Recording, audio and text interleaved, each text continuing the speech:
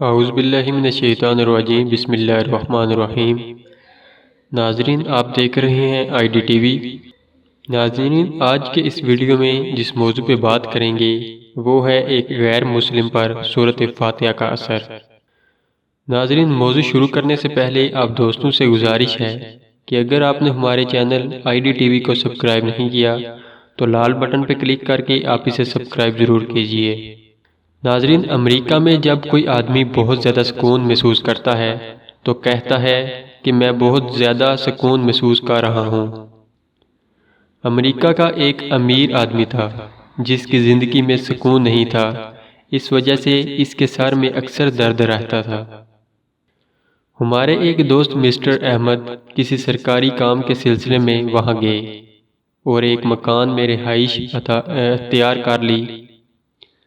اس مکان کے قریب ہی وہاں کے مقامی لوگوں نے ایک مسجد بنائی ہوئی تھی۔ مسٹر احمد نے بھی وہاں نماز پڑھنا شروع کر دی، تاہم اس امیر آدمی سے اس کی دوستی ہو گئی، اس کا مکان بھی قریب ہی تھا۔ ایک دفعہ مسٹر احمد نماز پڑھنے کے لیے اپنے گھر سے نکلے تو اس انگریز نے پیچھے سے آواز دے کر کہا، مسٹر احمد ادھر آئیے، میں آپ کو گانا سنانا چاہتا ہوں۔ مسٹر احمد نے کہا، میں گانا سننے سے نفرت کرتا ہوں اور اب میں نماز کے لیے جا رہا ہوں، میں نہیں آ سکتا۔ اس نے اصرار کرتے ہوئے پھر وہی بات دہرائی۔ بالآخر وہ کہنے لگا، مسٹر احمد، میں آپ کو وہ گانا سنانا چاہتا ہوں جو آپ اس مینار سے روزانہ 5 مرتبہ سنتے ہیں۔ مسٹر احمد فرماتے ہیں کہ میں سمجھا کہ شاید اذان کی بات کر رہا ہے، چنانچہ میں اس کے پاس آ گیا۔ وہ مجھے اپنے گھر میں ایک تنہا کمرے میں لے گیا۔ اس نے اس کمرے میں ٹیبل پر ایک طبقہ رکھا ہوا تھا۔ اس نے کمرہ بند کر دیا اور طبلہ بجانا شروع کر دیا۔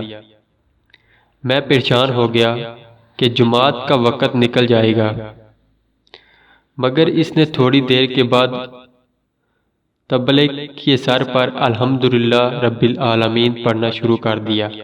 میں تو سمجھ گیا کہ حقیقت میں وہ کیا پڑھ رہا تھا۔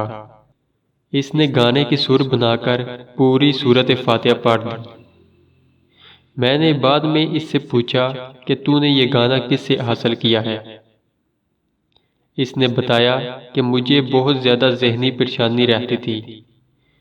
مصر میں مرے ایک مسلمان دوست رہتے ہیں، میں نے ان سے اپنی ذہنی پریشانی بیان کی تو انہوں نے مجھے یہ گانا دیا اور کہا کہ جب تمہیں بہت زیادہ پریشانی ہو تو کسی تنہا کمرے میں بیٹھ کر پڑھ لیا کرو، تمہیں سکون مل جائے گا۔ اس کے بعد جب بھی مجھے کوئی پریشانی ہوتی ہے تو میں اس طرح یہی بیٹھ کر یہ گانا گا لیتا ہوں تو مجھے بہت زیادہ سکون ملتا ہے۔ تو پھر میں اپنے دوستوں کو بتاتا ہوں کہ میں قدرتی طور پر بہت زیادہ سکون محسوس کر رہا ہوں۔ میرے دوستو، جو لوگ قرآن پاک کو جانتے نہیں، مانتے نہیں، اگر وہ اس کتاب کو پڑھتے ہیں تو ان کو سکون ملتا ہے۔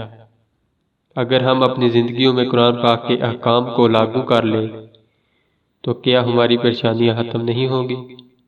آپ بھی سوچیے۔